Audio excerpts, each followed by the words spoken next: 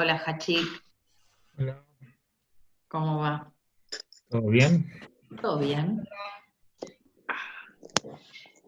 Trabajando. Te sacamos de otra reunión, ¿no? Estaba la reunión de ayer, pero bueno, se me había comprometido, ¿no? Sí, sabía, sabía. Eh, bueno, si quieren, arrancamos. No sé si está Juli. Sí, está Juli. Bien. Bueno, arrancamos porque sabemos que esto es tirano, así que vamos a priorizar la palabra de los que saben, de ustedes y de Hachik. Les doy la bienvenida a todos y les quiero presentar, para los que no lo conocen, la persona que hoy nos acompaña es Hachik Derbugacián. Él es magíster en Relaciones Internacionales. Decime si estoy diciendo bien las cosas o no. Es presidente de la Fundación del Consejo Nacional Armenio y es una persona que siempre acompaña a nuestro colegio y es una persona muy generosa con lo que sabe y sabe mucho y generalmente nos actualiza de muchas cuestiones que tienen que ver con lo armenio y en este caso, bueno, puntualmente con todo el tema de Artsaj. Así que yo les voy a dar la palabra a Juli y a Juan, que son, digamos, los que van a acompañar esta charla, y por supuesto Hachik. Y el resto, bueno, todo aquel que quiera o aportar o hacer una pregunta, sepan que tienen silenciado el micrófono, así que los desilencian y participan.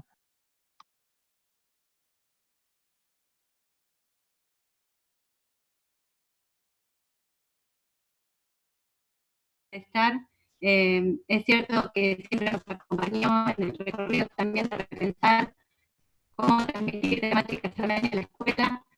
Así que cuento que hace un tiempo ya tenemos 3 profes de historia enseñando historia armenia, en los mismos cursos, como alguna vez se había planteado.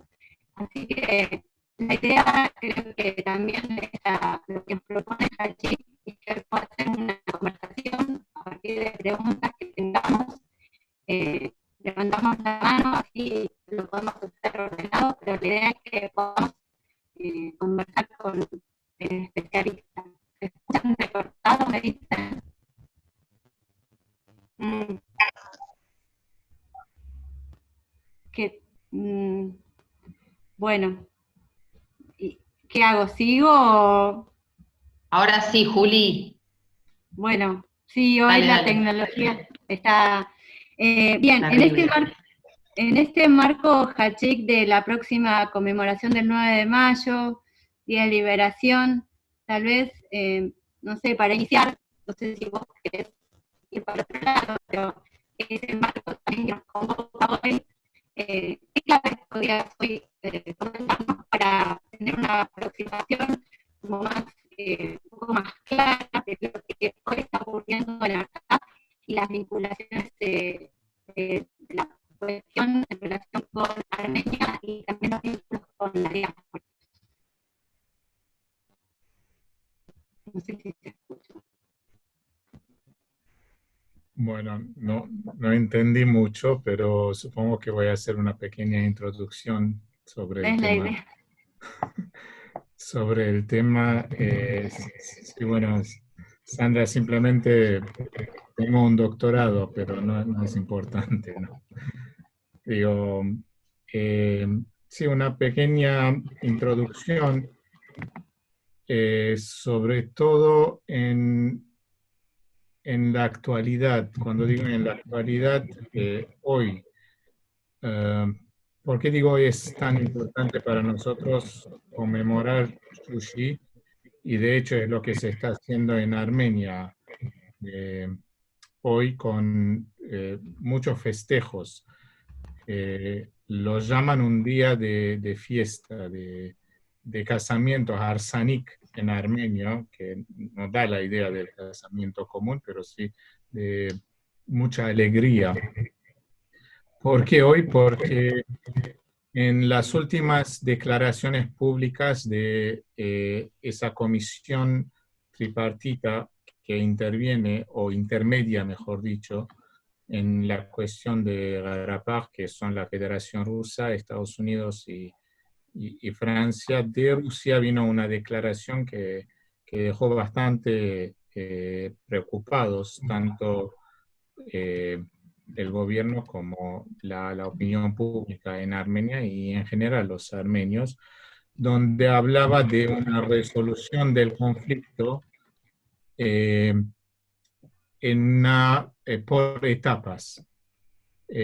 Para hacerlo muy breve, y si quieren más adelante podemos profundizar un poco este tema, hay dos abordajes, dos perspectivas para resolver el tema de Karabaj, el conflicto de Karabaj. Uno es por etapas, lo que ellos proponen, y la otra es como un paquete.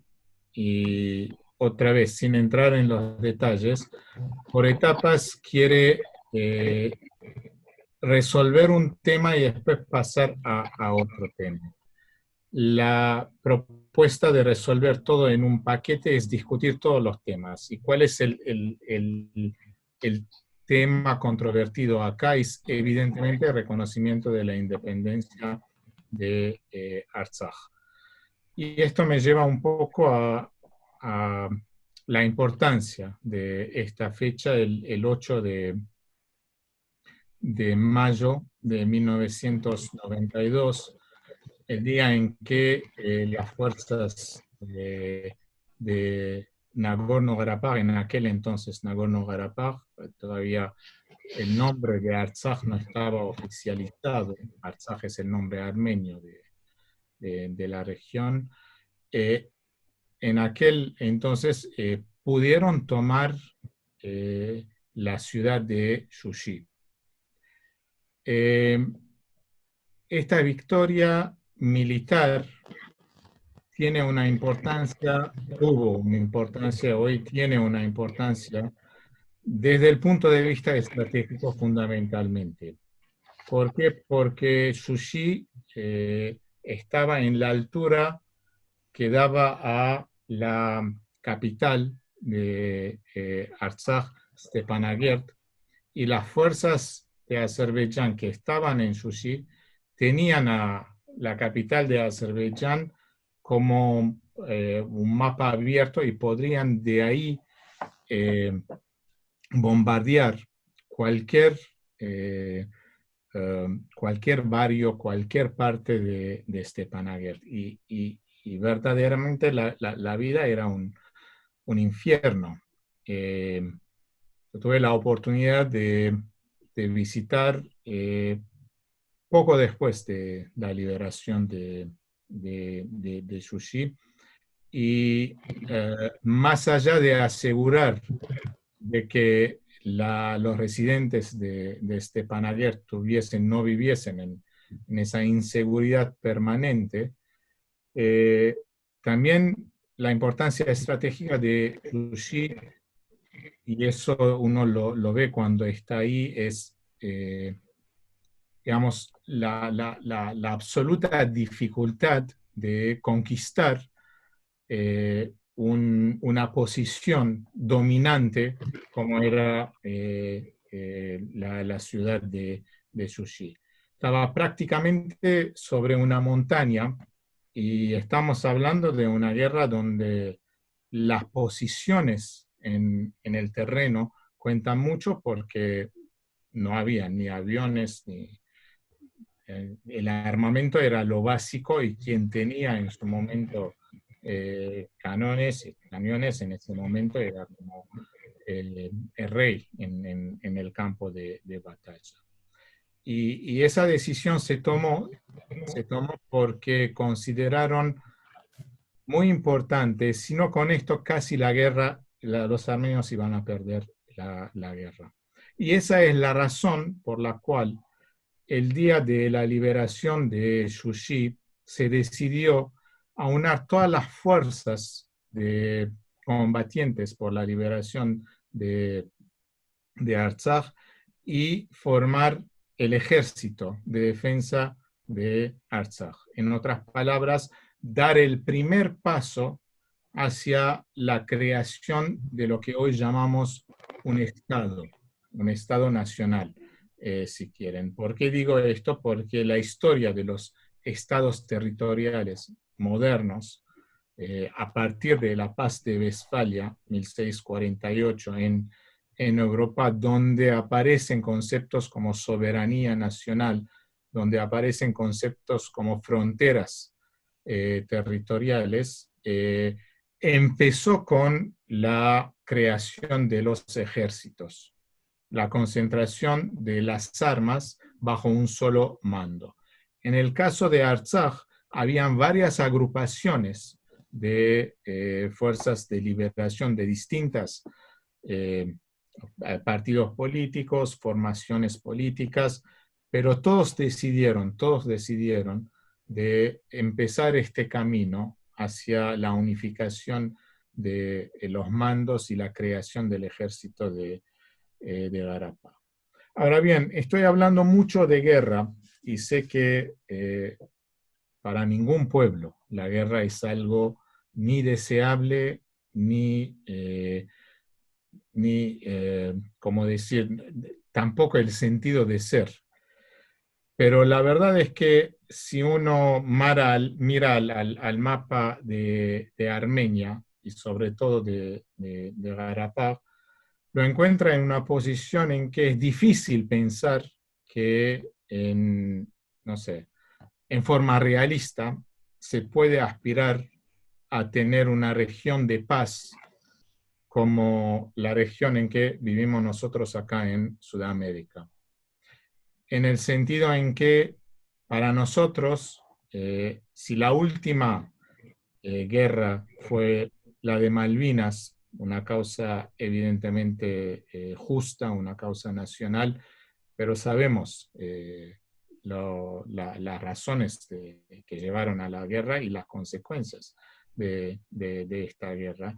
Y si la democracia vino a partir del 83 en todos los países de poco a poco, también trajo esa idea de una región de paz donde la posibilidad de la guerra o la probabilidad de la guerra como un instrumento para arreglar los conflictos entre los estados es prácticamente cero, prácticamente cero. Bueno, esa idea es muy difícilmente aplicable, entendible, en el caso de un país en Armenia que está permanentemente en alerta contra dos grandes enemigos, por un lado Azerbaiyán y su aliado Turquía, y sinceramente sin, digamos, el aliado del norte, Rusia, Armenia no podría resistir a un país como Turquía, que es casi una potencia regional, y contra Azerbaiyán sería muy difícil su posición. Eso no quiere decir que Rusia no tiene interés en tener a Armenia como aliado, porque prácticamente en la región es el único aliado que tiene. ¿A qué va esto? Va a que si bien en Armenia y en Artsaj la aspiración es la paz, la aspiración es llegar a terminar con esta alerta permanente de la guerra. Y cuando digo alerta permanente no es solamente una palabra.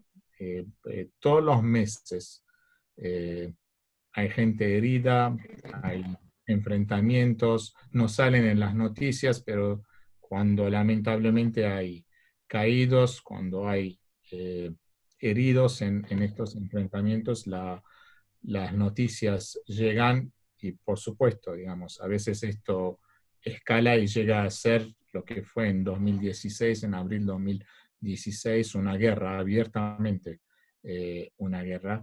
Bueno, ese estado, esa aspiración a la paz no es posible hoy en día sin tener la confianza de que la protección de la vida, el derecho de la vida, está asegurada, y esto en primer lugar por, lamentablemente, la fuerza militar. ¿Por qué se llegó ahí? Porque cuando en 1988 en el contexto de el glasnost y la perestroika, palabras que eran muy de moda, palabras misteriosas en su momento, en la década de los 80, que fueron las políticas de apertura y de reformas que lanzó el último primer secretario del Partido Comunista de la Unión Soviética, Mikhail Gorbachev, en 1985, y decidió que iba a dejar la libertad de expresión, no iba a reprimir, y esto llevó a que los armenios de la región autónoma de Nagorno-Karabaj empiecen a movilizarse de poco a poco y pidan un cambio constitucional de su estatus para pasar de una región autónoma en Azerbaiyán a formar parte de Armenia. Ahora bien, y esto nos lleva más atrás, en los años 20, entre 20 y 23, cuando Armenia se sovietizó, entró el Ejército Rojo a Armenia, perdimos la independencia y pasó a formar parte, fue una de las 15 futuras repúblicas de la Unión Soviética. En aquel entonces, Artsaj estaba luchando por su libertad también, pero por una decisión de Stalin, quien era el comisario de las nacionalidades en el Partido Comunista en aquel entonces con Lenin. Tanto Artsaj como Nakhichevan fueron, entre comillas, regalados a Azerbaiyán, el primer país que había aceptado formar parte o, mejor dicho, unirse a la llamada Revolución Mundial, y de ahí poner las exigencias territoriales de Armenia, a pesar de que supuestamente esta revolución no era por un reparto territorial. Pero fue así cuando se decidieron las fronteras, algo que no existía en la antigua, el antiguo, imperio zarista. Cuando se crearon las fronteras, se decidieron la estructura territorial como repúblicas soviéticas. Bueno, Nakhichevan y Artsaj pasaron a formar parte de Azerbaiyán, y más al norte, la región de Chabaj, la continuación de Lori, pasó a formar parte de Georgia, ya ni siquiera como con un estatus de autonomía. Desde aquel entonces, sí. Ahí puse un mapa, no sé si lo están viendo todos, pero ahí las regiones que hacía alusión Hachik son Nakhichevan acá abajo, ¿sí? Esta que está acá, dividida en provincias, es Nagorno-Karabaj en ese entonces y ahora Artsaj, y la que mencioné recién, que es Chabaj, que pasó a formar parte de la República Soviética de Georgia, acá arriba de Armenia, ¿sí? Para ubicarnos en el mapa, perdón la interrupción. No, por favor, gracias Juan. Y puedes mostrar también la parte de Zangezur, que también era un pedazo de territorio que los azeríes querían y no pudieron anexar simplemente porque Karekinste en su momento se rebeló y no lo dejó. Bueno, eso, fíjense ustedes si este pedazo de territorio, el Zangezur, se anexara también a Azerbaiyán, Armenia quedaría como una república de la nada. O sea, rodeado por turcos, sin esa salida tan importante hacia Irán, y lo más importante, Azerbaiyán y Turquía, que comparten una pequeña frontera abajo, tendrían una inmensa, digamos, una continuidad territorial mucho más importante. Y una vez más, ¿por qué esto para los armenios es una cuestión de vida y muerte? Porque el genocidio de 1915 era justamente por la realización de ese proyecto panturquista que quería unificar, si quieren unir, mejor dicho, el antiguo imperio otomano a lo que ellos consideran, o sea, los turcos consideran como el lugar de nacimiento de los pueblos turcos, que es Asia Central. Y el único país en el medio, el único pueblo en ese medio no turco, era Armenia. Digamos, esta unificación territorial hubiera facilitado, más allá de toda otra consideración, ¿no?, la Unión Soviética, etcétera, una continuidad territorial del proyecto racista, expansionista del panturquismo. Por lo tanto, en Nagorno-Karabaj, digamos, la región autónoma de Nagorno-Karabaj, ese sentido de una injusticia de ese reparto territorial siempre había quedado. El tema es que, por supuesto, bajo el estalinismo no había ninguna posibilidad de expresarse. Y la prueba es que a partir de la muerte de Stalin, o sea, en 1956, y la relativa apertura khrushcheviana de aquel entonces Unión Soviética, empiezan manifestaciones de los armenios protestando contra una forzada desarmenización de Artsaj. Prácticamente todos los lazos de comunicación de Nagorno-Karabaj con Armenia estaban cortados. Ni siquiera había una continuidad territorial.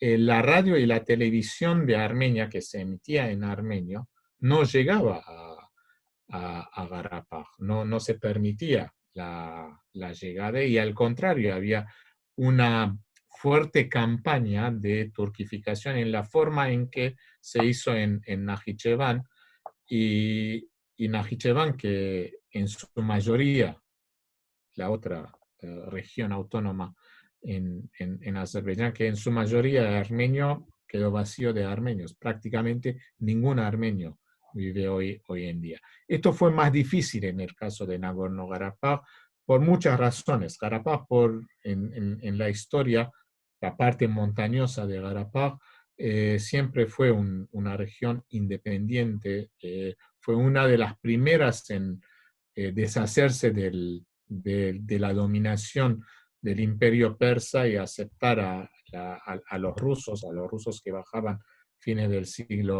a principios del siglo XIX. Entonces era un pueblo amante de la libertad.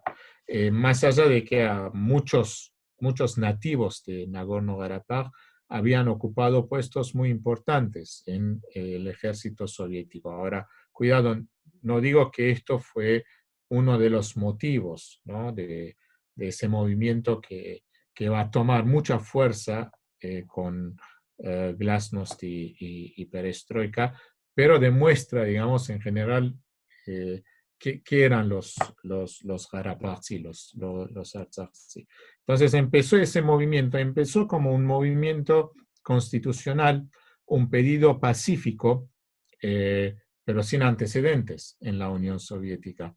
Era simplemente el pedido de usar el derecho de autodeterminación que está en la Constitución soviética en una forma en que cualquiera puede interpretar en la forma que quiera, por supuesto, pero está. Y lo importante para los armenios era que esto a los armenios les servía. Entonces pidieron un cambio constitucional del estatus de Nagorno-Karabaj.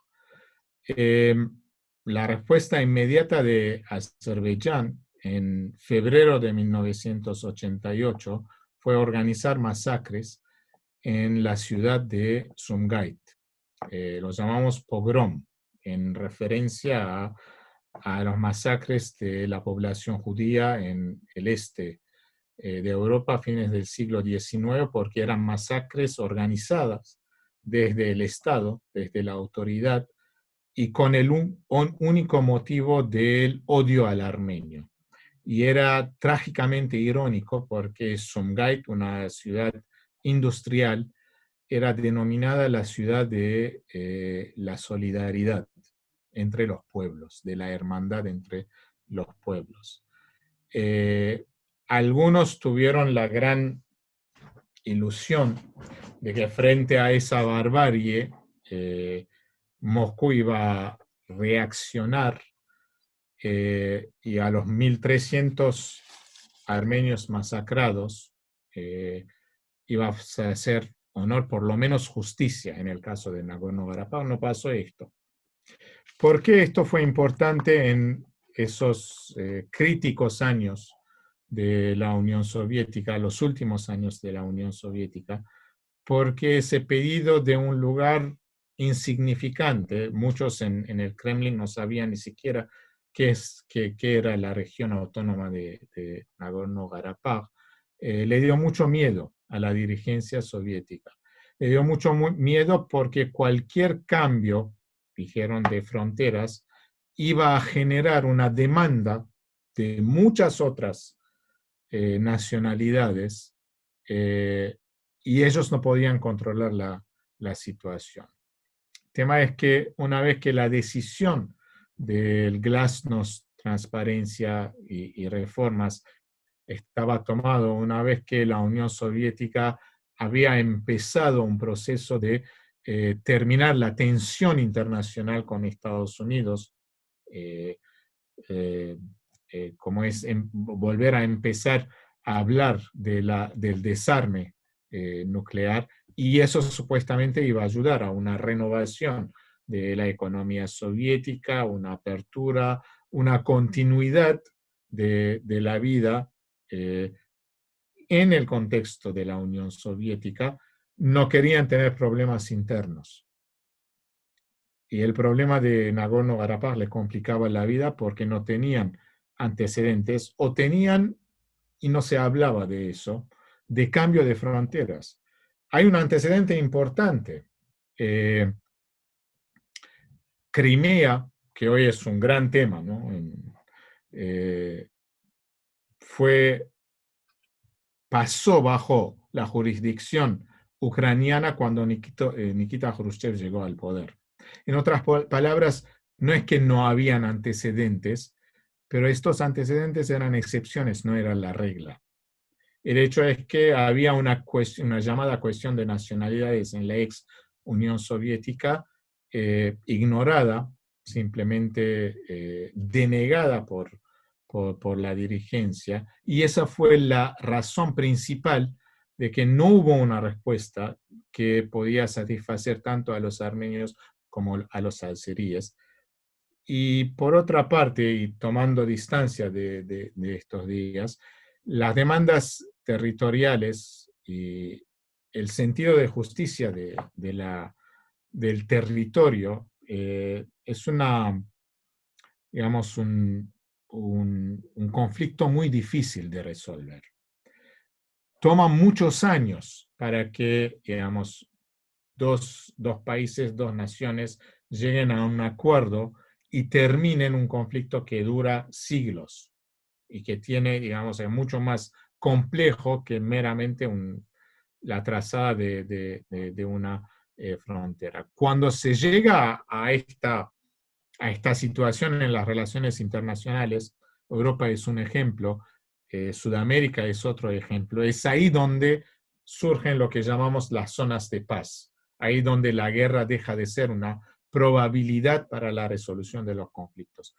Esto es prácticamente impensable en el contexto. ¿Por qué? Porque la cuestión estaba ahí presente, no resuelta.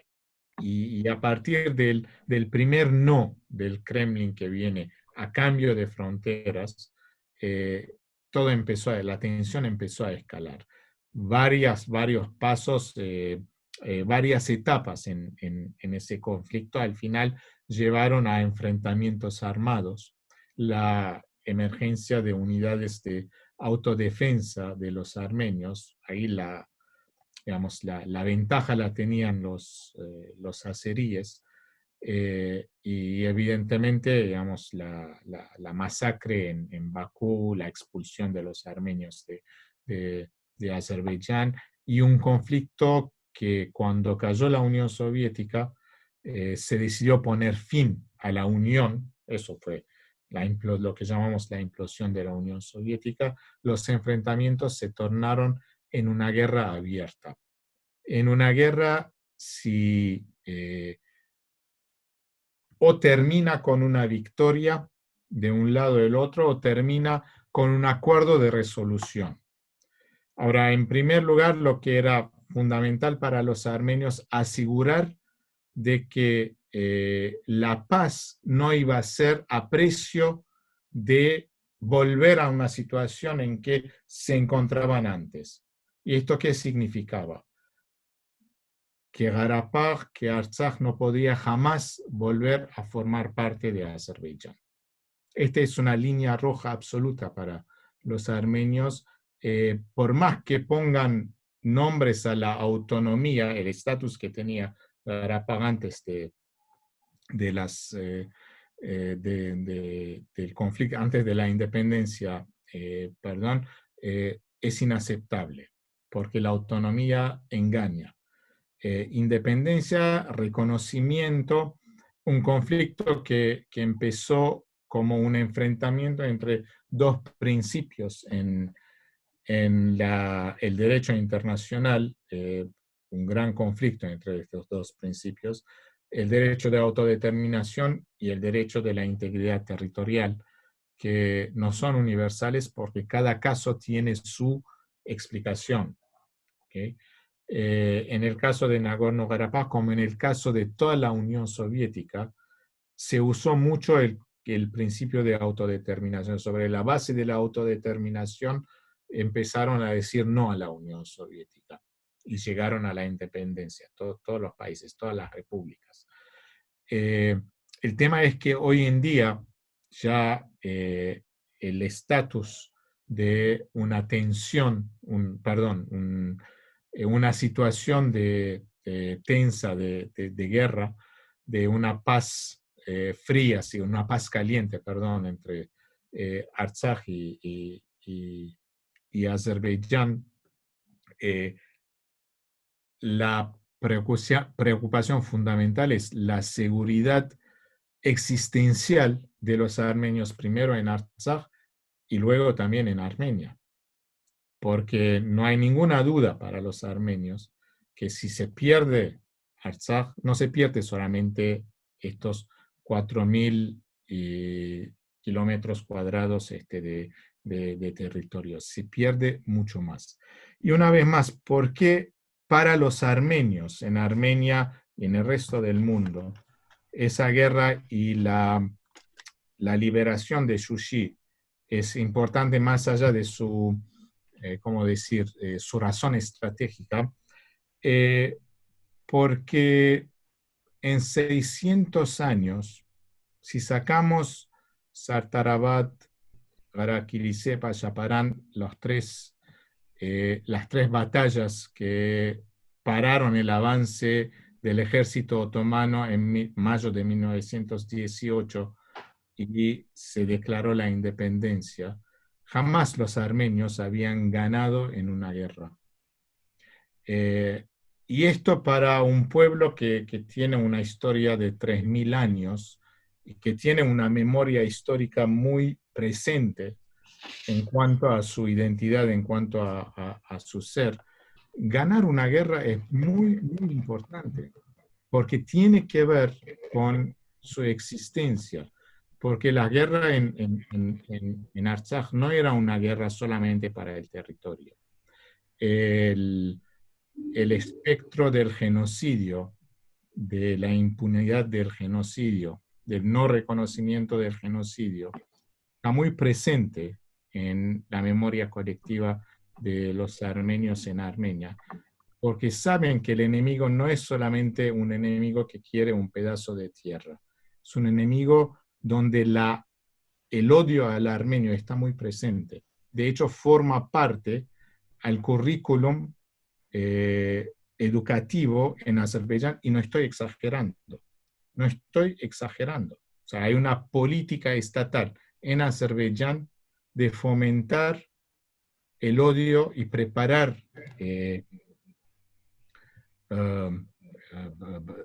generaciones enteras en el odio al armenio.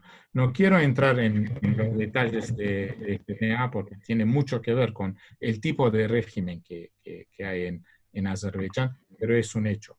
Es un hecho, y es ahí donde para los armenios mirar a Azerbaiyán es por ahora imposible de ver un enemigo con quien se puede sentar a hablar sin tener la preparación de enfrentar a alguien que viene a terminar con la existencia de los armenios. Hachik, una pregunta. Sí. Uno de los compañeros, el profe Juan Manuel, pregunta, te interrumpo porque va en relación a esto último que decías. Dice, sí, entendiendo que es una guerra o que hubo un enfrentamiento donde se buscaba la eliminación del otro, ¿se puede pensar esta guerra como una continuación del genocidio del 15 al 23? Si ganan, sí. O sea, por lo menos esa es la convicción que existe en la memoria colectiva de los armenios.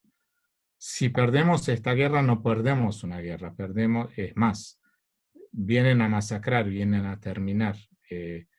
No es un ejército que entra y a los civiles simplemente o sea, mira a los civiles a través de los convenios internacionales, ¿no? En Armenia no hay esto.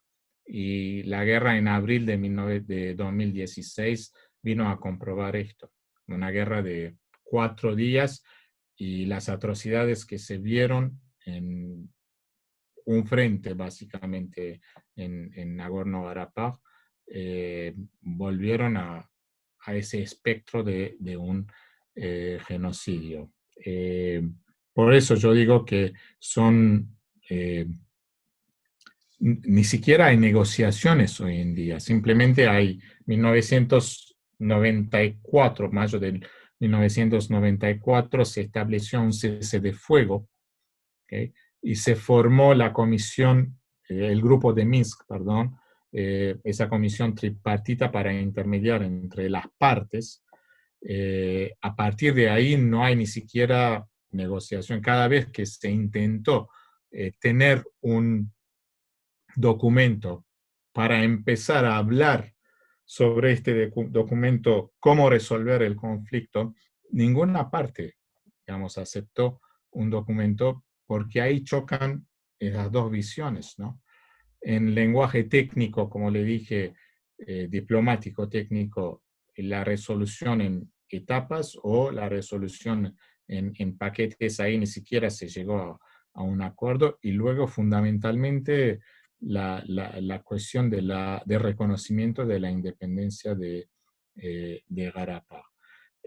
Ahora bien, la liberación de Shushi, la creación del ejército de Karabaj es el 8 de mayo, pero el 9 de mayo en Armenia y en todos los otros, las otras repúblicas de la ex Unión Soviética, no sé si hay excepciones, sinceramente no me fijé, pero todo el 9 de mayo es muy importante. ¿Por qué? Porque es la victoria en la Segunda Guerra Mundial. Es el día en que los aliados, incluyendo el ejército de la Unión Soviética, entraron a Berlín. Y eso, en primer lugar, en la ex Unión Soviética era muy importante la victoria contra Alemania nazi, después de que, y este es un hecho, la Unión Soviética pagó un precio muy, muy alto de la agresión de Alemania nazi. Era una fiesta muy importante. Unificaron estos tres eventos, la conmemoración de la victoria de la Segunda Guerra Mundial.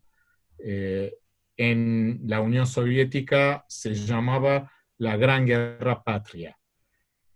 En Armenia independiente, la ley que define las fiestas nacionales, los feriados nacionales, llama el 9 de mayo Fiesta de la Victoria y de la Paz.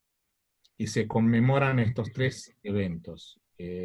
La victoria en la Segunda Guerra Mundial, 600.000 armenios participaron de esta Segunda Guerra Mundial en el ejército soviético, pero también en la resistencia en Francia sobre todo, y en los ejércitos fundamentalmente de Estados Unidos, pero sin ninguna duda la mayor parte de quienes combatieron en el ejército soviético. 300.000 de ellos nunca volvieron, y estoy hablando de un pueblo que 20 años atrás de la Segunda Guerra Mundial había perdido 1,5 millones de su población.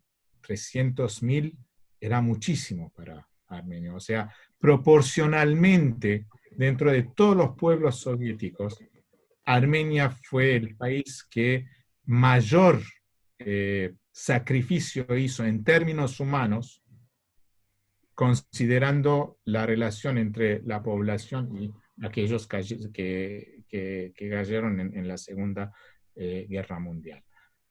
Y esto es fuerte para los armenios.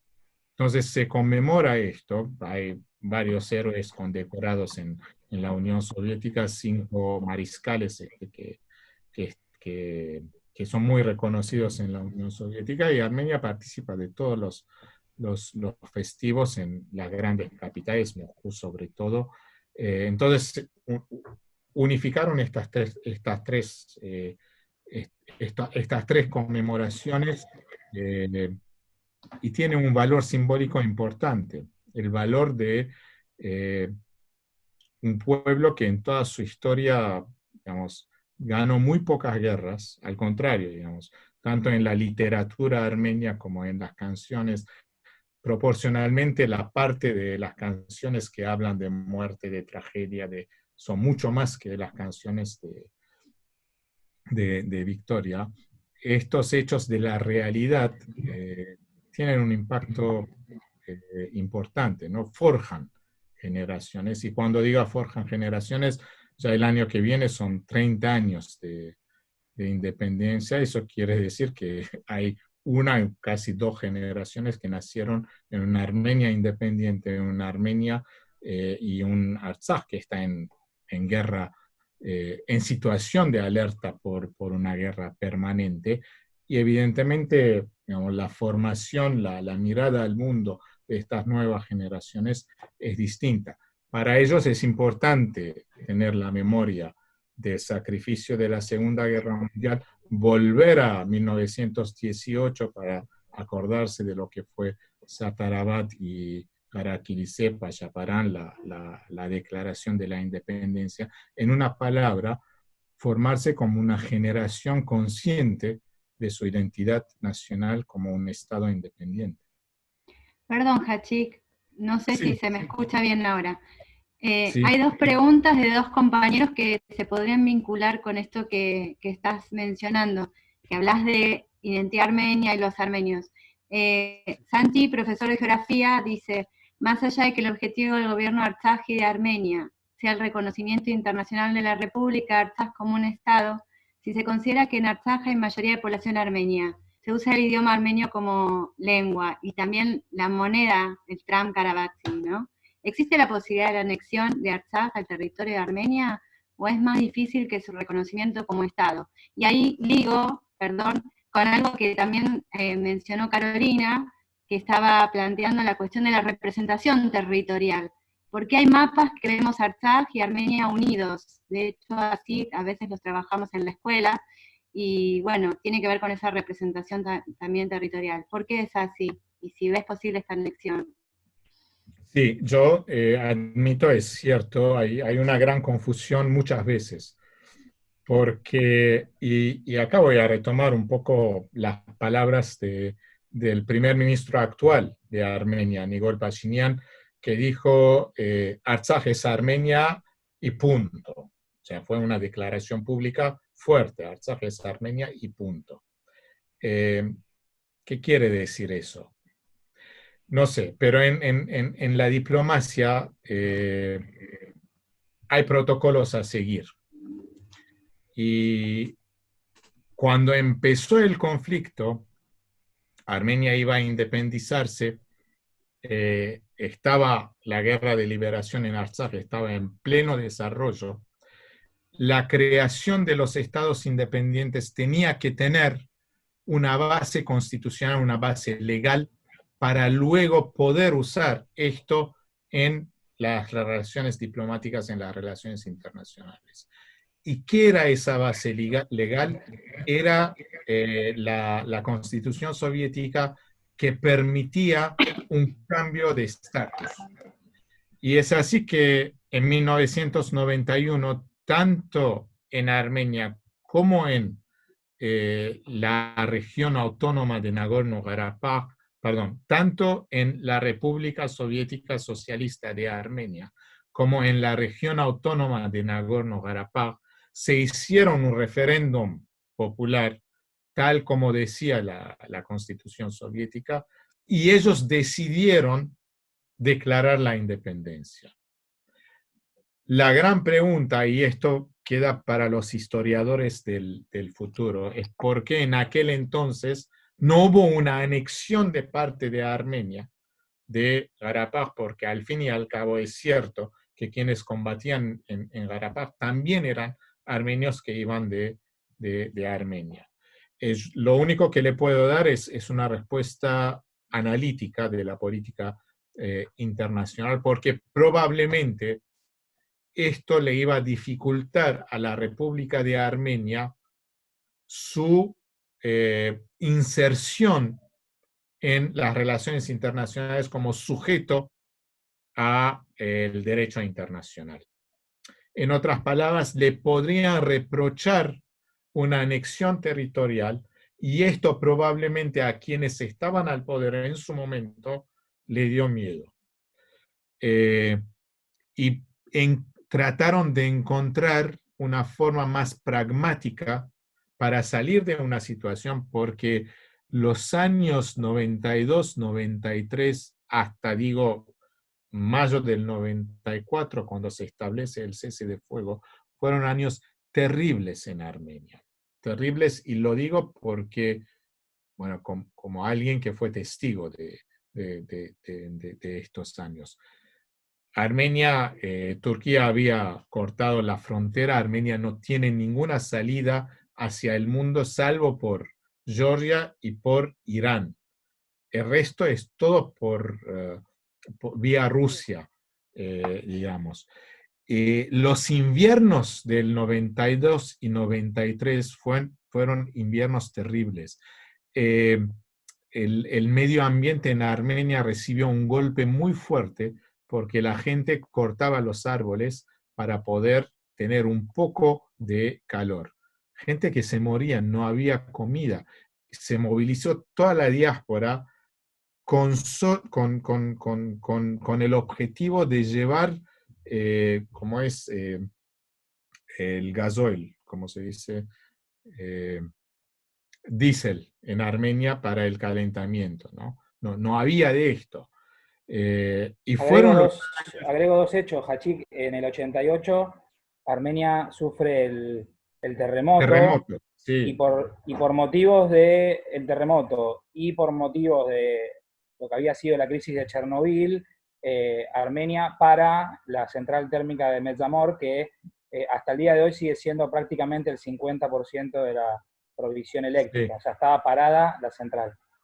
Correcto. Correcto, con todo esto la situación en Armenia se notaba, era terrible. Entonces, pero cuando uno vuelve en estos años, también se notaba la determinación de que esto lo podemos aguantar, lo que no se aguanta es perder la guerra.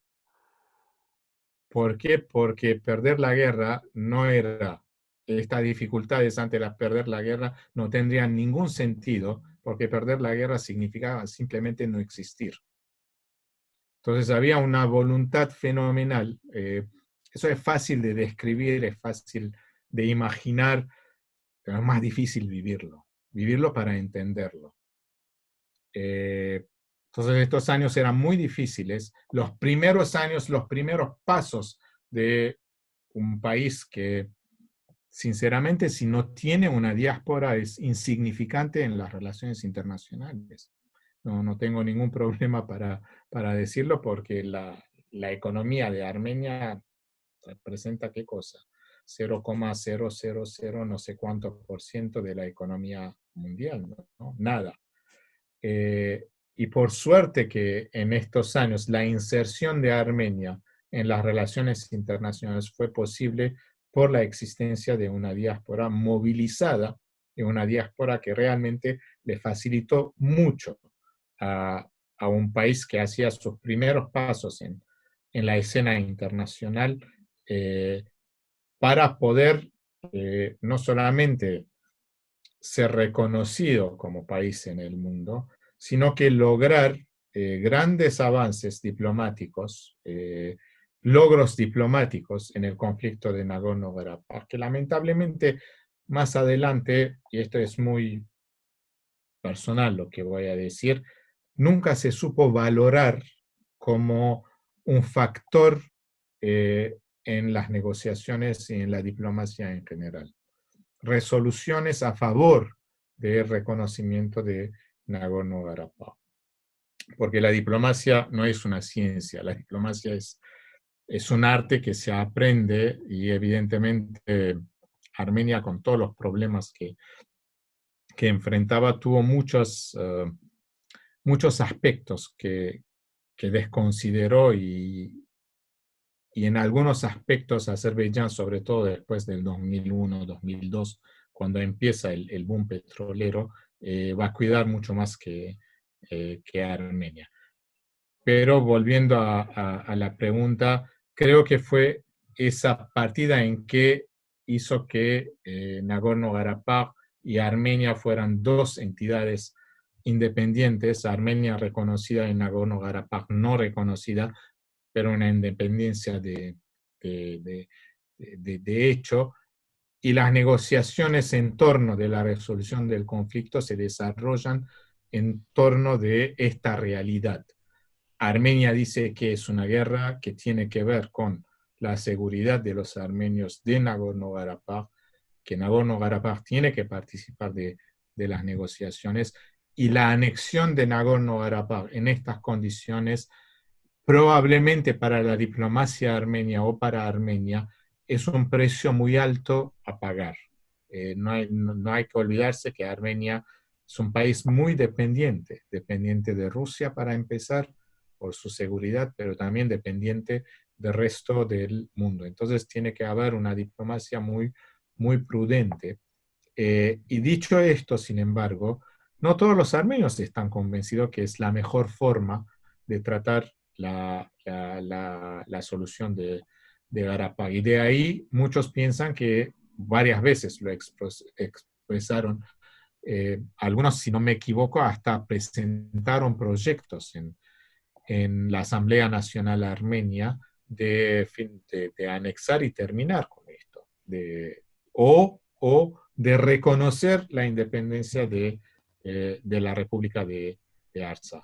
Ningún jefe de diplomacia armenio, ningún presidente, y ahora ningún, digamos, el primer ministro, que es la mayor figura después del cambio constitucional, no estaba convencido de que era la mejor, que el reconocimiento de parte de Armenia antes de un tercer país es la mejor forma de resolver los conflictos. Piensan que esto va a generar más dificultades, va a complicar las negociaciones, y es la razón por la cual ni siquiera Armenia reconoce la República de Artsaj. Bien.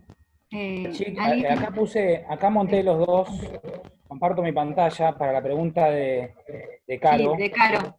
Caro preguntaba sobre la cuestión de los mapas, ¿no es cierto? Sí.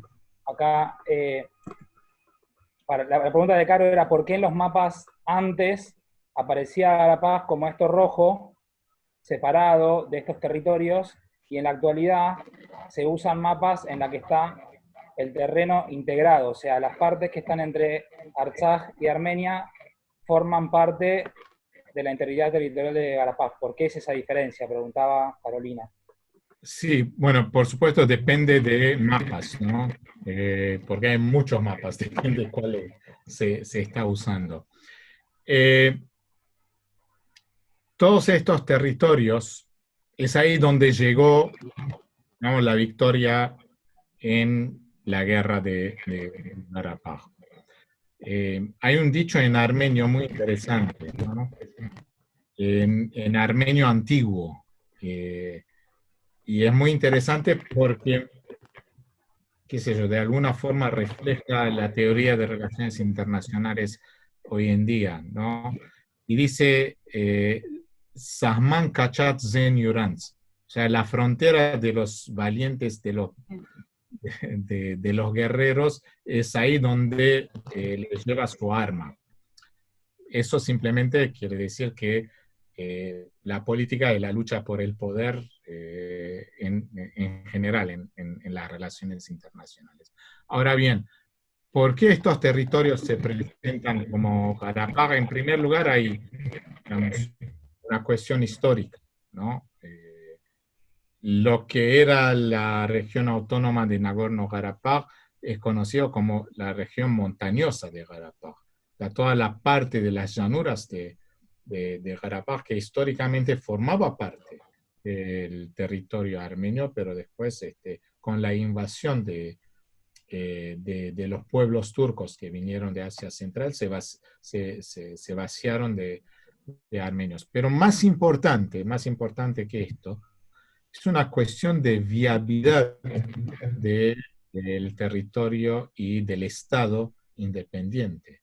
O sea, devolver todos estos territorios y dejar una pequeña franja, o sea, lo que era la región autónoma de Nagorno-Karabaj, separado por Armenia. Todo esto por decisiones de Stalin, ¿eh? No hubo ningún referéndum, no hubo ningún acuerdo, o sea, injusto, una decisión injusta, significa condenar a Karabaj a una agresión en una guerra que seguramente perderá en el futuro.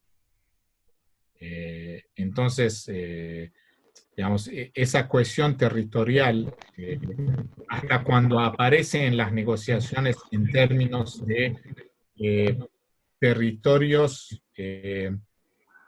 como es Kravats, Juan, territorios ocupados. Territorios ocupados, es algo que se rechaza de parte de la diplomacia armenia. Aquellos que ponen los mapas más íntegros hablan de un país, o sea, son distintos sectores en la política armenia, hablan de territorios liberados. Pero la razón fundamental es que este mapa es lo mínimo que puede hacer viable un Estado y asegurar el derecho de la vida, así lo voy a poner directamente, de los armenios en Artsaj. Sí, acá, perdón, Hachik, acá en el mapa les muestro este mapa, lo que muestra, este hilo rojo que está acá en la pantalla, es lo que Hachik refería como el único hilo que une a Armenia con Karabaj, que es el paso de la Chin, que une territorialmente lo que serían las provincias que Armenia reclama, que son estas, con en el medio estos territorios que se ocuparon en la guerra y que de alguna forma, lo que decía Hachik recién, es que se consideran vitales en clave de que si no existiera la posición sobre ese territorio, se complica la viabilidad de defensa y de vida. Imagínense que si solo este hilito comunicara Armenia con Karabaj, lo delicado que sería la situación estratégica y de defensa. Por eso es que se considera también anexados esos territorios durante la guerra, y hoy esta vía que está acá es una nueva vía de comunicación entre el norte de Artsaj y Armenia, que se agrega una vía más de comunicación que por lo que yo sé es solamente para el ejército y no para la población civil. Sí, de hecho todos estos territorios tenían otros nombres y ahora le devolvieron los nombres históricos armenios, Kayataj, por ejemplo. Este no era no me acuerdo, ni siquiera me acuerdo cómo se llamaba en, en azerí el territorio este. Les recomiendo a los profes de la escuela, y no sé si vos, Hachik, lo viste, pero el proyecto que realizó Alinda Emilian en Armenia, una provincia, una canción, ella, por decisión política de ella, incorporó a las provincias de Artsaj por separado. Hizo un programa por cada una de las provincias que muestra un poco también de esta diversidad que hay adentro del territorio de Garapaxi también, de la población, y hay uno que es sobre Yagumián, que es esta provincia de acá arriba, que es donde los armenios siguen reclamando ahí una ciudad muy importante y una mística importante, que es Kedayen, que queda del lado, queda ocupada como un territorio por liberar, que queda en la parte de Azerí del territorio. A ver, si tienen la oportunidad de volver a ver los mapas antiguos de la Unión Soviética y sobre todo aquellos mapas de los años 20, cuando recién de esa extensión territorial que fue el imperio zarista, que fue un imperio donde entidades territoriales nacionales nunca fueron reconocidas. Fue, digamos, un imperio muy centralizado, con regiones que se llamaban oblast. De hecho, en ruso oblastes quiere decir región.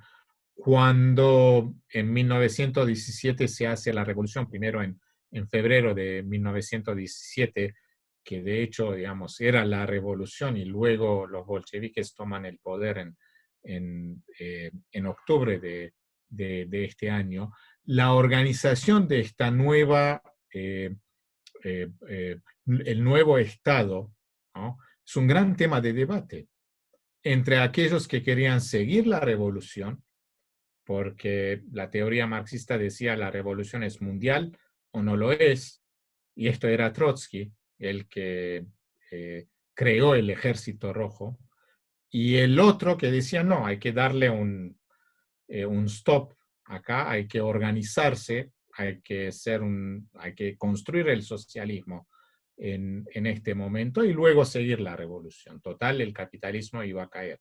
Y esto era Stalin, el comisario de las nacionalidades, el hombre que decidió desde el este hasta el Cáucaso qué nacionalidad ocupa qué territorio. Bueno, la visión de Stalin, que gana luego la pelea interna, Trotsky se va de exilio y Stalin gana la pelea. Su visión era una visión muy geopolítica. Se trataba de cómo controlar ese gran territorio en un sistema donde centralizado y a la vez tratando de mezclar el derecho de autodeterminación de los pueblos, el derecho leninista de autodeterminación de los pueblos. Pero básicamente su preocupación era cómo se controla. Y una de las formas de controlar era crear dentro de estados independientes, regiones autónomas, repúblicas autónomas. De hecho, si no me equivoco, Armenia, la más pequeña república de las 15 repúblicas, era el único país que no tenía una región autónoma poblada por otra etnia que no es Armenia. Era la población más homogénea étnicamente hablando de toda la ex Unión Soviética. Pero todos los demás tenían sus problemas. Y eso, después de la caída de la Unión Soviética, fue una tragedia. No estoy hablando solamente del Cáucaso, donde esa tragedia está presente, digo. No es solamente Armenia y Azerbaiyán. Tenemos como barrer los conflictos abajo de la alfombra, ¿no? Algo así, congelar todos los conflictos. De eso no se habla. Pero también en Asia, en el valle de Fergana, en toda parte, ni hablar de Los Rusia. Balcanes, los Balcanes. Bueno, los Balcanes no era la Unión Soviética, pero... ya. Y Rusia, pero bueno, en Rusia se resolvió bastante bien, ¿no? Salvo Chechenia, ¿no? Salvo Chechenia, el resto se resolvió bastante bien. Ahora, en todos los demás, la cuestión de las nacionalidades no tuvo una respuesta adecuada. Y la gran paradoja de la Unión Soviética es que nació como una revolución que quería poner fin a las diferencias nacionales y a las fronteras, pero que en los hechos creó fronteras territoriales en Eurasia, y cuando uno crea fronteras territoriales, también dentro de estas fronteras territoriales crea lo que en ciencias sociales llamamos una conciencia nacional. Y este no es el caso solamente en el Cáucaso. Asia Central, en todas otras partes, eh, hasta hoy, digamos, es un problema. Achik, yo tengo una pregunta para volver un poco al presente.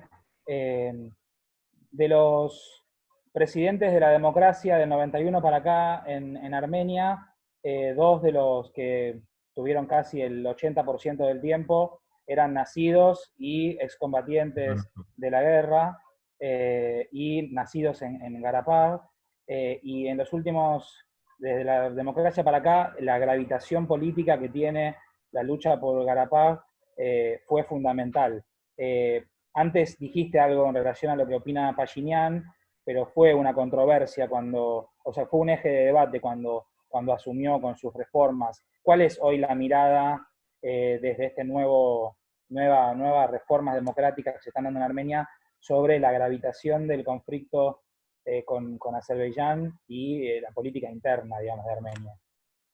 Sí, a ver, primero, si esquematizamos la situación, eso no quiere decir que esa esquematización tiene que hacernos olvidar de la complejidad de la situación. Es cierto, los dos presidentes, además, con quienes Armenia tuvo el mayor desarrollo de la construcción estatal y la construcción de la economía, no fue la mejor forma de encarar esa transición hacia relaciones de mercado, porque lamentablemente en Armenia, digamos, esa necesaria transición económica se hizo a expensa de, no sé, a costo de todo lo que se había logrado como avance científico, cultural, de conocimiento en Armenia soviética. Y se hizo siguiendo un modelo ruso, o sea, la terapia de shock, la privatización fuerte y la concentración de la riqueza en las manos de pocos. Esta es, digamos, la foto de todas las ex repúblicas soviéticas. No hay excepción, y Armenia no es una excepción. La diferencia es que Armenia no puede darse el lujo de peleas internas muy fuertes. ¿Por qué? Porque hay un factor externo que es el enemigo contra el cual, digamos, todos pierden. Y creo que más allá de quiénes está el poder, qué visión tiene, ese factor estructural importante, digamos, del enemigo termina imponiéndose. Cuando en 2018, abril de 2018, Pashinyan y su partido encabezaron la movilización popular contra un sistema social muy injusto, todo el mundo pensó que esto era otra revolución de color, ¿no? Similar a las revoluciones de color que pasaron en Georgia 2003, Ucrania 2004, y no sé qué otra, creo que en Asia Central también.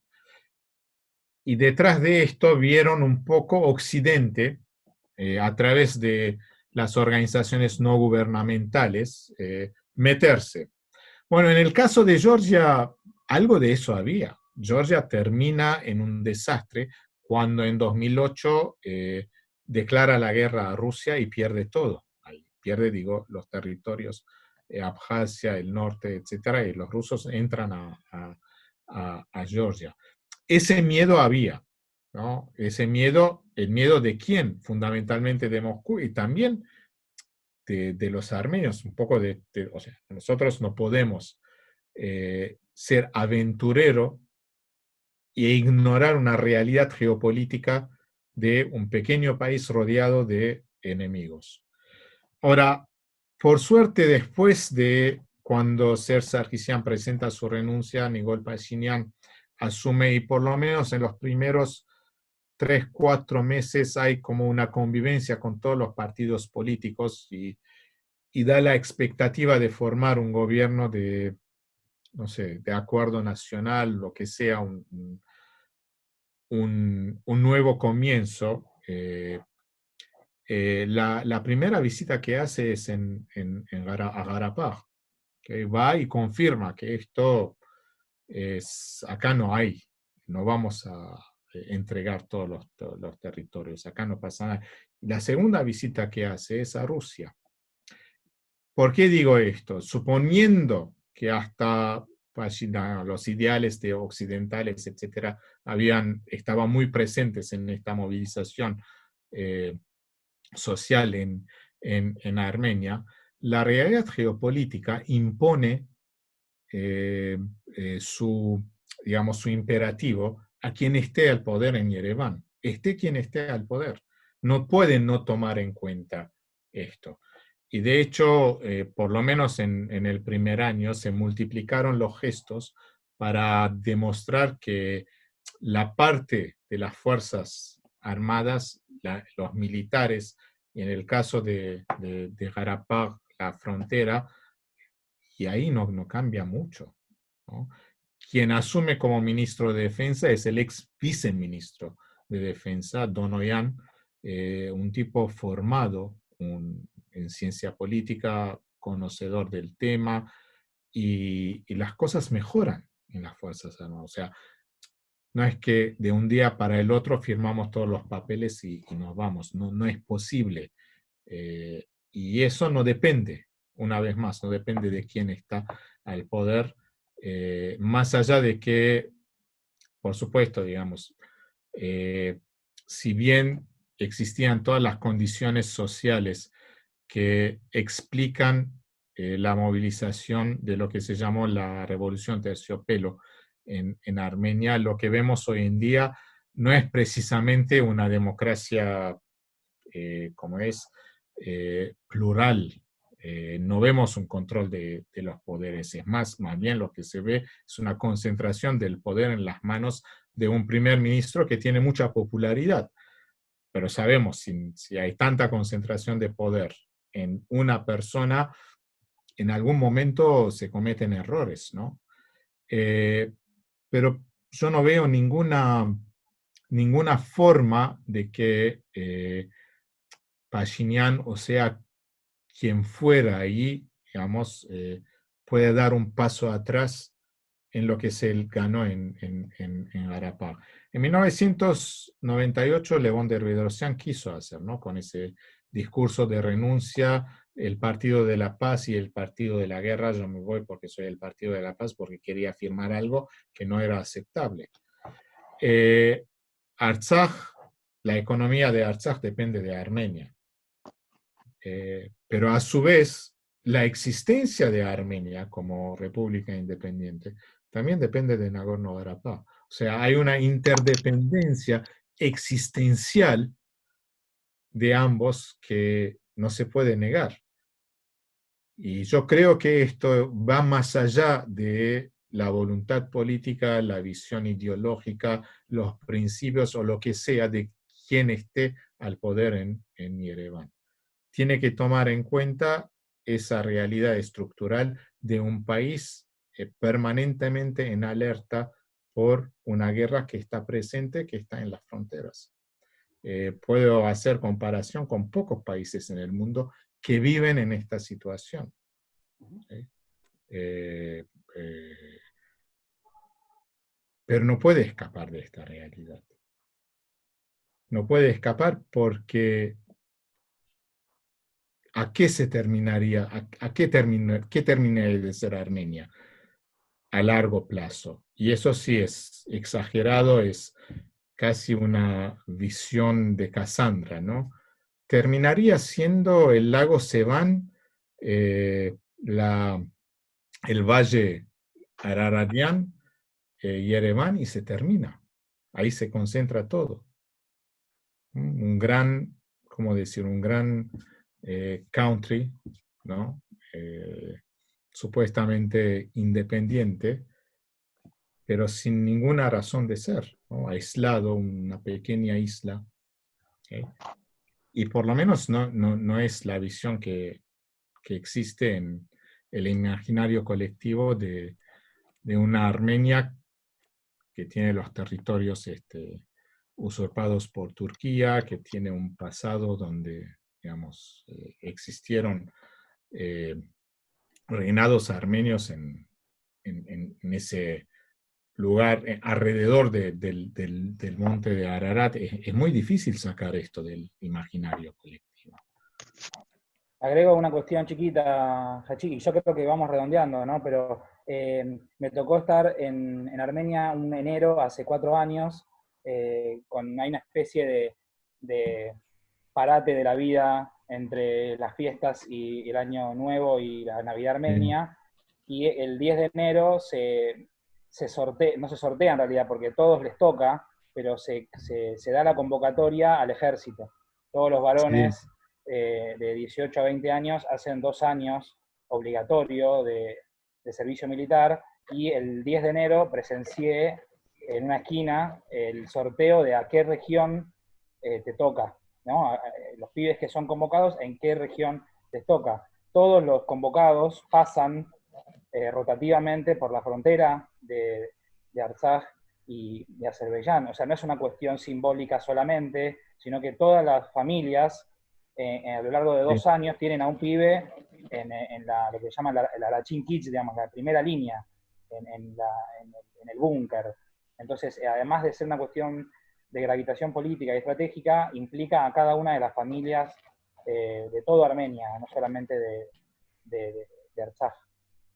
Sí, Juan, y eso también es importante porque, a ver, comparo evidentemente con nuestro país y nuestra forma de pensar todo lo que es militares, fuerzas armadas, etcétera, por un pasado que tuvimos acá en la Argentina.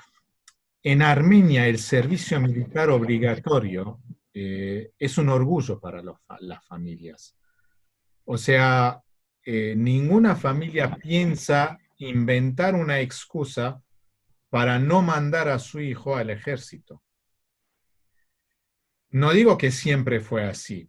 Cuando recién empezó todo esto, evidentemente había muchos problemas dentro de las Fuerzas Armadas. Y de hecho, los primeros años, organizaciones de defensa de derechos humanos empezaron a alertar por abusos, incluyendo abusos físicos, a soldados.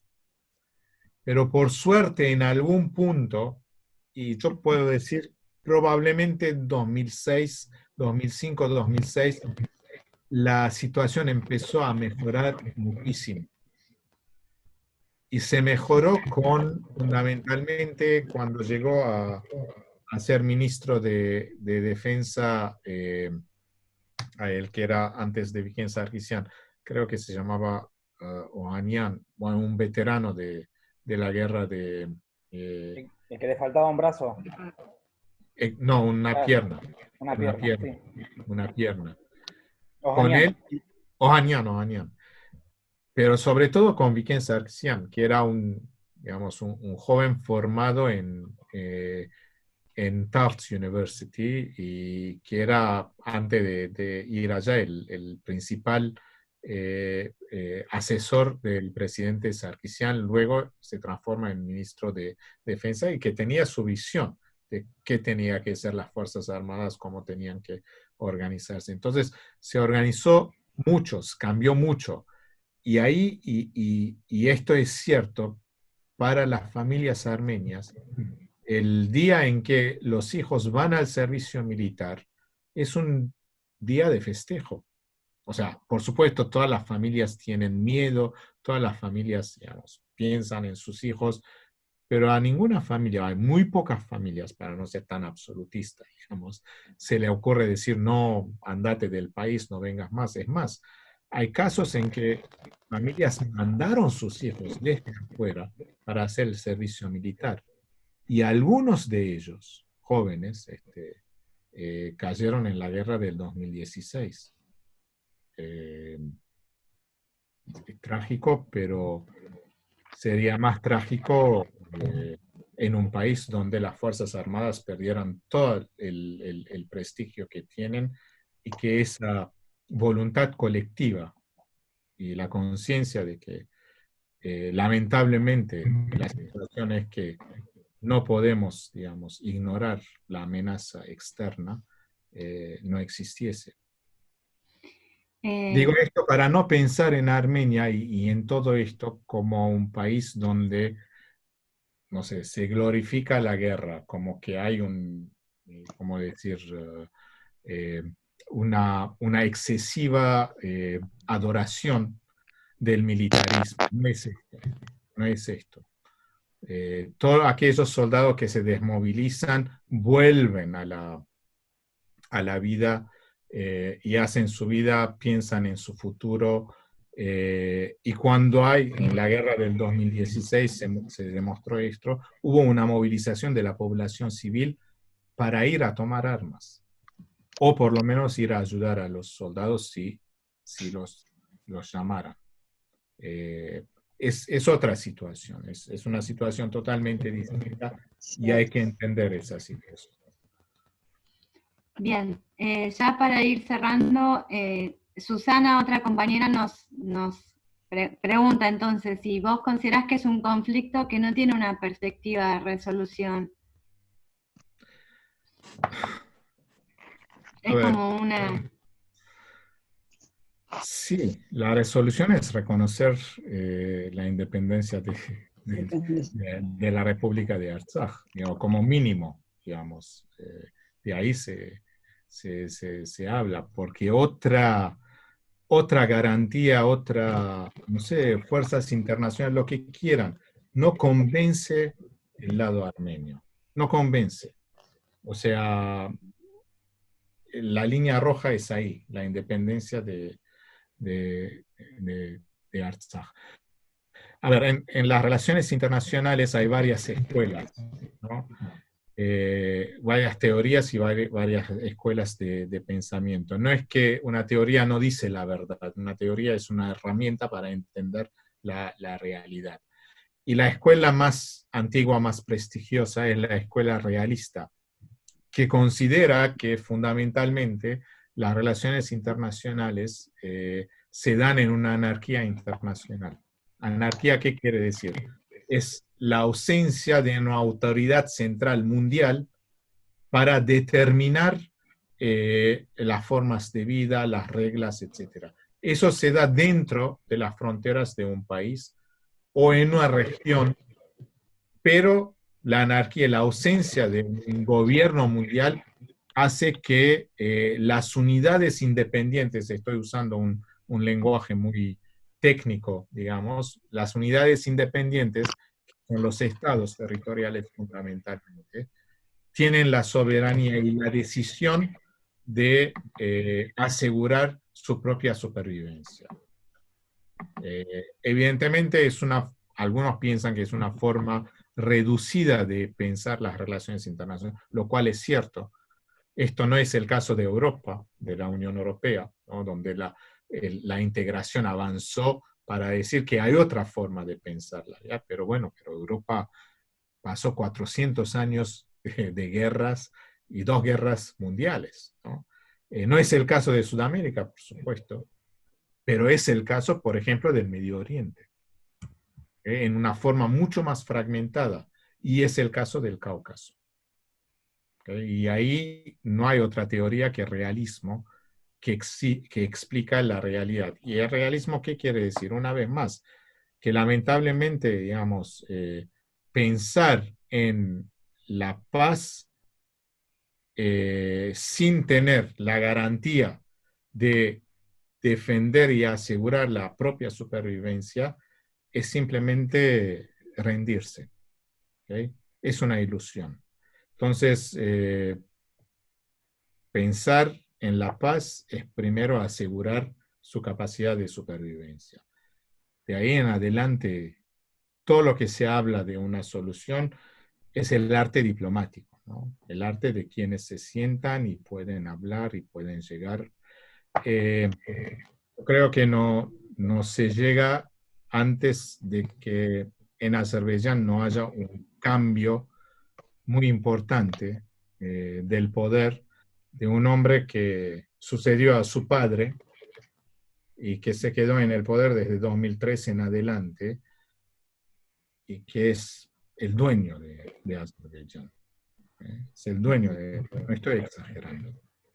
Él, su esposa, su clan controlan el petróleo y determinan todo lo que es la formación de nuevas generaciones de azeríes. Antes de este cambio, no vamos a llegar a una solución. Ni siquiera es muy poco encontrar en Azerbaiyán, porque son mucho más castigados, que por ejemplo un sector minoritario pero importante en la sociedad turca, donde ya el genocidio armenio no solo no es un tabú, pero sí está en la vanguardia de quienes dicen que Turquía tiene que reconocer el genocidio armenio, ¿no?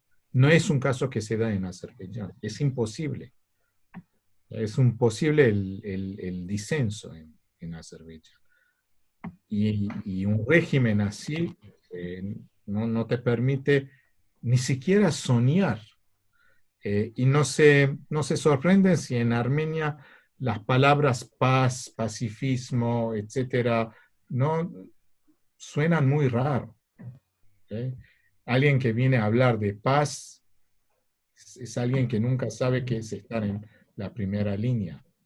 ¿Okay? Una vez más, no porque no le gusta la paz, no porque son militaristas, simplemente porque no es una realidad donde la paz tenga mucho sentido sin la capacidad de autodefensa. Bien. Sabemos que estamos abusando un poco de tu tiempo, Hachik, pero hay... De tiempo hay mucho. No, ¿Quién pero cocina bueno... hoy? ¿Cocinás vos hoy? Hay A mediodía una cociné y dejé todo preparado. bueno. Bien, porque hay, bueno, una pregunta que está bueno porque en el chat hay compañeros que también contestaron, otros compañeros, así que, y tenemos a Rubén que nos pregunta ahora asociado con esto que decís del control del poder en Azerbaiyán, bueno, ¿cuáles son las causas económicas también? Pregunta Rubén, que sustentan la guerra, ¿no? Que están ahí, voy a hacer bien su pregunta. Sí, que sostienen la guerra o este conflicto, ¿no? Ahora vos mencionaste la cuestión Sí, geopolítica vinculada al petróleo, gas, ¿no? Pero... sí, yo creo que no es el factor fundamental que explica la guerra en el Cáucaso. El factor fundamental es, como le dije, la irresuelta cuestión de nacionalidades. Pero el factor económico evidentemente juega muchísimo a favor de Azerbaiyán, no a favor de Armenia. Económicamente Armenia no es nada. Y sinceramente lograr una estabilidad y tener un avance, digamos, un progreso económico, y cuando digo progreso económico no necesariamente un progreso económico con justicia social, eso no hay en Armenia, es casi un milagro que se da porque hay buenos financistas en Armenia, o sea, lograron tener una estabilidad fenomenal del Trump, y porque también hay una visión de la importancia de las tecnologías avanzadas. ¿Okay? No sé si saben qué es el Centro Tumo, pero quien creó Tumo es un visionario. ¿Okay? El futuro de Armenia está ahí. un pequeño país que tiene que tener esas altas tecnologías desarrolladas y seguir así. Ahora, ¿qué tiene Azerbaiyán? Petróleo, fundamentalmente. Claro. ¿Okay? Petróleo y no se resuelve el conflicto y en general el petróleo le da la capacidad de comprar voluntades, sobre todo en Estados Unidos, donde muchos políticos y llamados expertos, entre académicos y analistas, están en el mercado de quién ofrece más, ¿no? Empiezan como analistas neutrales, neutros, ¿okay? Algunos logran llegar a ser representantes de Estados Unidos en el grupo de Minsk, ¿okay? Matthew Brysa es el último, digamos, nombre así que le puede dar. Y después de pronto lo vemos, digamos, como alguien que se postuló como embajador en Azerbaiyán. Y cuando no le sale nombramiento en el Senado, porque también hay un activismo político armenio muy importante en Washington, lo vemos representando los intereses de Azerbaiyán. Entonces, ustedes saben que Washington, no sé qué va a pasar después de la pandemia, ¿no? Y después de Trump. Pero por ahora en el Congreso de Estados Unidos, muchas batallas internacionales se libran allá. Y los azeríes están presentes, comprando voluntades. Y en este sentido, el factor petróleo juega muy a favor de Azerbaiyán en esta guerra. Bien, con un petróleo a, ¿cuánto es? 17 dólares o menos, o sea, ofertan, dan. Y en un mundo donde los próximos, no sé, quizás año, año y medio, probablemente los vuelos no van a ser lo que eran antes. No hay mucha perspectiva de que el precio del petróleo va. Eso puede transformarse en un factor a favor de paz o cambio en Azerbaiyán, no lo sé, y lo veremos. No veremos, o sea, probablemente esta situación nos va a decir mucho que el factor económico es tan trascendental en esta guerra o no. Pero desde ya, desde el momento en que no sino el padre Aliyev, ex dirigente de la KGB soviética, etcétera, llegó al poder después del 94 y empezó a organizar el Estado de Azerbaiyán, lo modernizó y empezó a pensar lo que se llama el contrato del siglo, ¿no? Volver a explotar las reservas petroleras del Mar Caspio. La mayoría se encuentra en el offshore de Azerbaiyán, y luego los grandes proyectos de los oleoductos que van de Bakú a Turquía. A partir de este momento, digamos, la riqueza de Azerbaiyán fue fabulosa, fabulosamente concentrada en pocas manos, por supuesto. Pero lo vemos, ¿no? Compran equipos de fútbol en España, vienen acá a proponer a las camisetas de fútbol, poner su nombre, compran voluntades. Y eso es algo que Armenia no puede hacer. Es algo que Armenia no puede hacer. Militarmente también eso es. Ahora bien, más fuerte que el factor económico explicando la guerra, es el factor de Rusia también. Porque Rusia en el Cáucaso es el mayor árbitro, ese referí. Y la política de Rusia en el Cáucaso es una política de equilibrio de poder. No dejar que caiga esta parte, pero quedarse bien con la otra parte.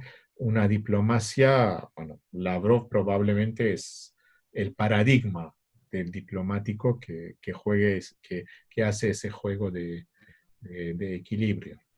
¿ok? Me parece que es mucho más importante el factor Rusia que el factor económico en la guerra en el Cáucaso.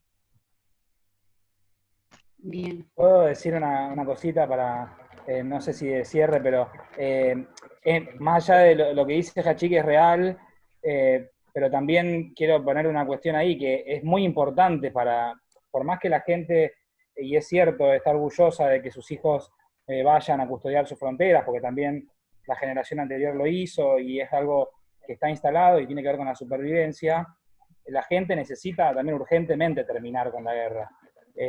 Hoy el presupuesto de defensa de Armenia es cerca del 40% del PBI de Armenia.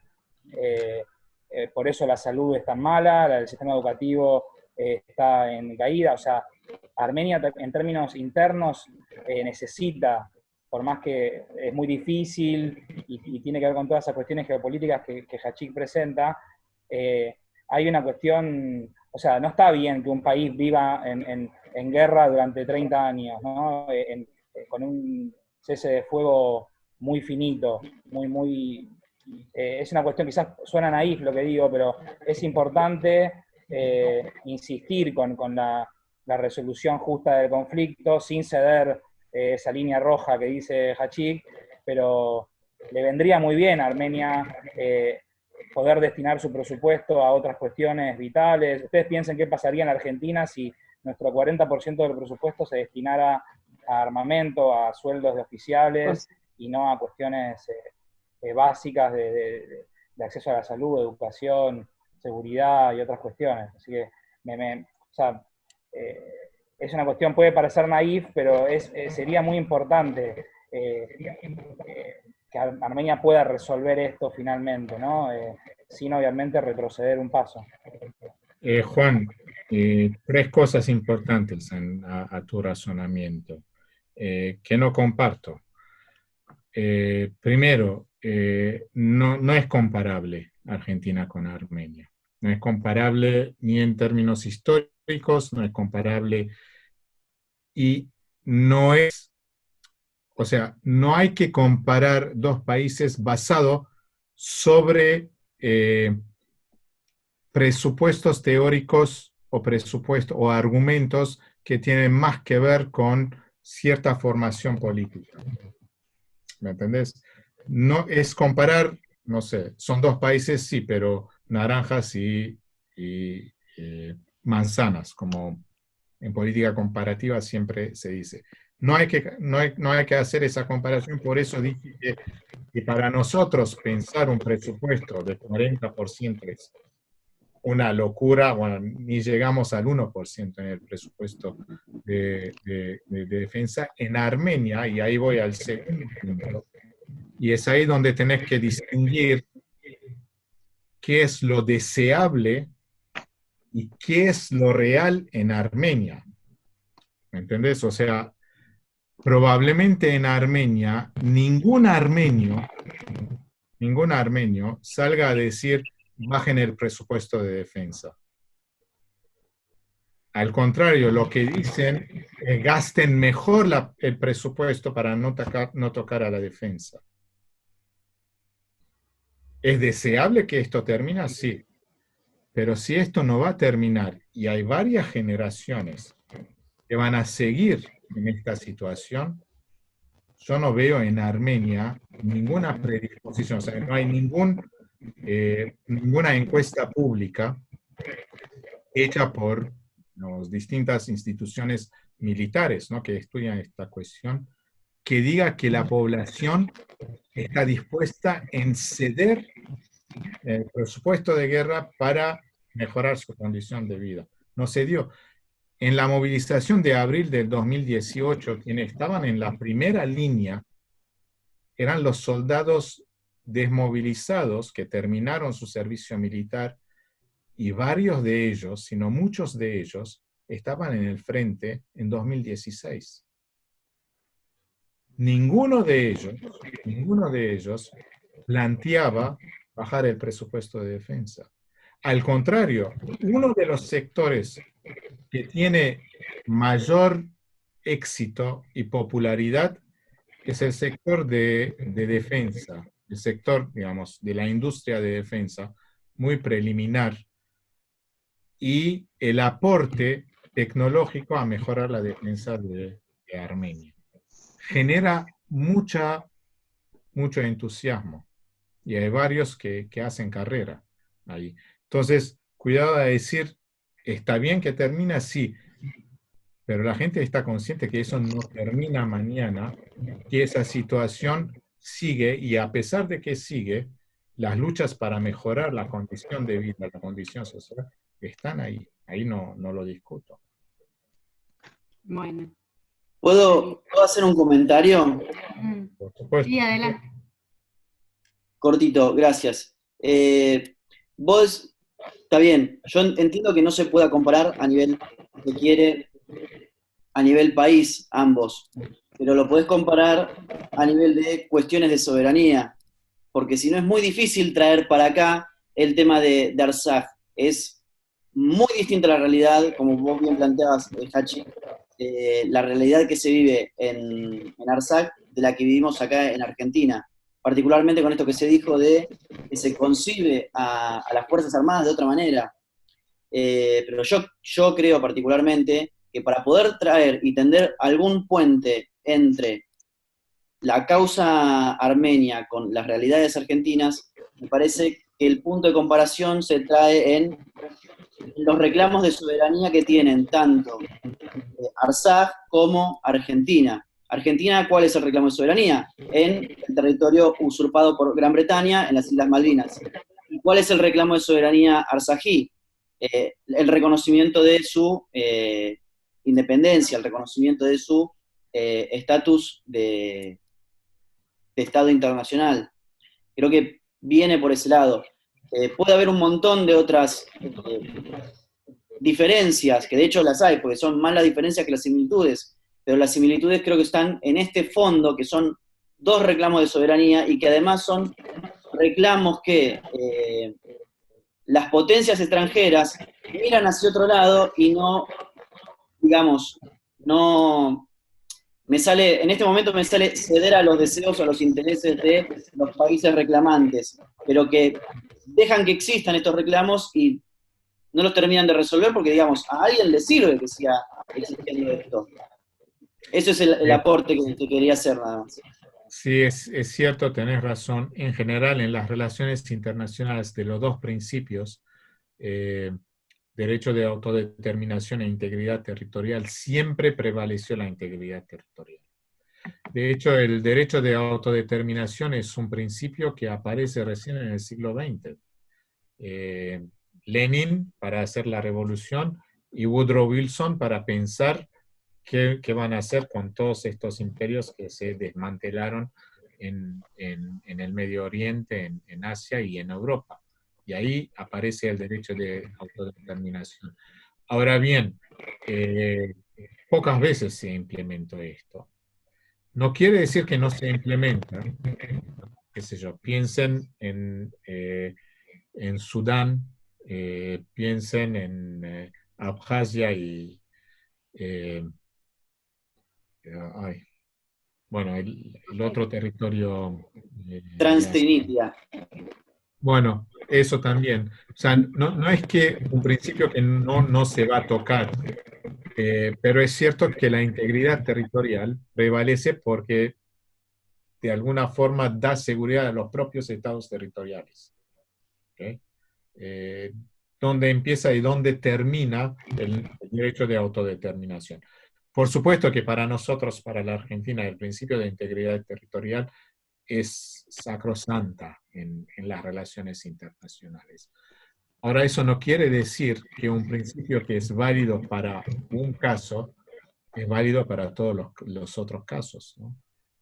Y eso es un trabajo diplomático que hay que hacer.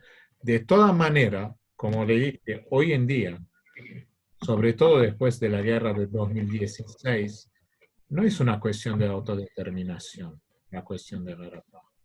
Es una cuestión de supervivencia de un pueblo. Hay una amenaza existencial a un pueblo, una amenaza de genocidio. y esto es, creo que, el énfasis fundamental que hay que poner ahí. Por otra parte, Malvinas fue colonizado por los británicos. ¿Okay? Nagorno-Karabaj fue colonizado por los azeríes, en otras condiciones. ¿Okay? Entonces, de alguna forma, pensar la integridad territorial de Armenia es pensar la independencia de Karabaj también. Es muy tirada por el pelo, ningún diplomático lo acepta, ningún experto en derecho internacional, que no soy, te lo admite, pero no creo que son cuestiones que no se pueden abordar, no se pueden. La diplomacia está ahí para la diplomacia, los estudios académicos, el desarrollo intelectual de estas cuestiones están ahí para resolver situaciones que nos parecen fáciles y son muy complejas en la realidad social. Bueno, Hachik, nada nos dice que no podemos volver a convocarte, ¿no? No hay problema. Para otro encuentro Sí, y seguir. ¿no? Sí, porque, bueno, gracias, porque tenemos algunos compañeros que ya se tuvieron que retirar, y creo que va a dar mucho para pensar en la clave después escolar, cómo llevamos esto también a nuestra transmisión en la escuela, que bueno, es también lo que a muchos de nosotros nos atraviesa desde nuestros espacios. Así que gracias a todos por participar, gracias Hachik por darnos tantas claves para seguir indagando y repensando. Y a todos, bueno, los volveremos a convocar para encontrarnos con Hachik próximamente. ¿Adiós? Que estén todos bien, muchas gracias. Gracias. Gracias a los Gracias, tres. Hachik. Gracias a todos. Gracias.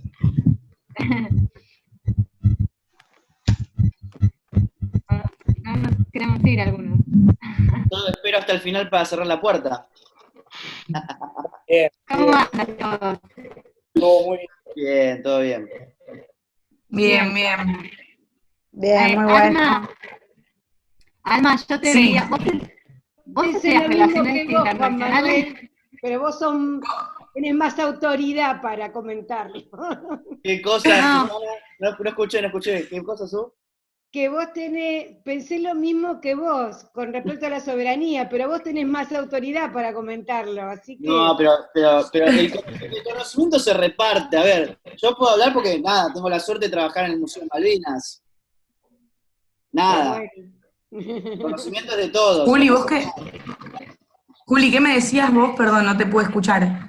No, tal vez no se conocen. Alma, Juan, es exalumno del cole y está estudiando relaciones internacionales. Claro. Por eso Alma hacía así todo el tiempo. Claro, pues Hachik también, él era profesor en la universidad que yo iba antes, en Lanús, y bueno, yo ahora estoy estudiando la misma carrera en otra facultad y todo el tiempo hablaba de los conceptos de relaciones internacionales y yo lo relacionaba a todos, y por eso estaba muy, muy ansioso por escucharlo. Sí. Sí. No, aparte es un tipo que, digamos, déjalo hablar. Déjalo hablar y grabalo porque no te va a alcanzar tomar apuntes, ¿no? Igual sepamos que a Hachik lo podemos, en este contexto de pandemia, chicos, lo podemos contactar cuando nosotros querramos. En un contexto de no pandemia, no, porque no lo conseguís nunca, jamás en la vida lo conseguís. Pero casi como Estela de Carlotto. Sí, pero en un contexto así sí, entonces está bueno que, o sea, que los grupos de profes vayan pensando qué es lo que quieren o hacia dónde, porque si no, nada, se expande tanto que no termina nunca, pero ir pensando como determinados ejes a laburar con él, y seguramente, porque además es un tipo súper generoso con lo que sabe, entonces lo podemos Y explica convocar muy bien. Sí, lo podemos convocar cuando querramos, así que ténganlo en cuenta. Bueno, ¿nos vamos a terminar el día, por favor? Chao, me voy a cocinar. Para pegar la Zoom 24 horas derecha, si querés. Chau. Chao. Ya estamos como los pibes, chao. Chao. Le tengo que mandar a Liliana estas cosas. No, me ha quedado el bicho. Tiene razón la nena. No,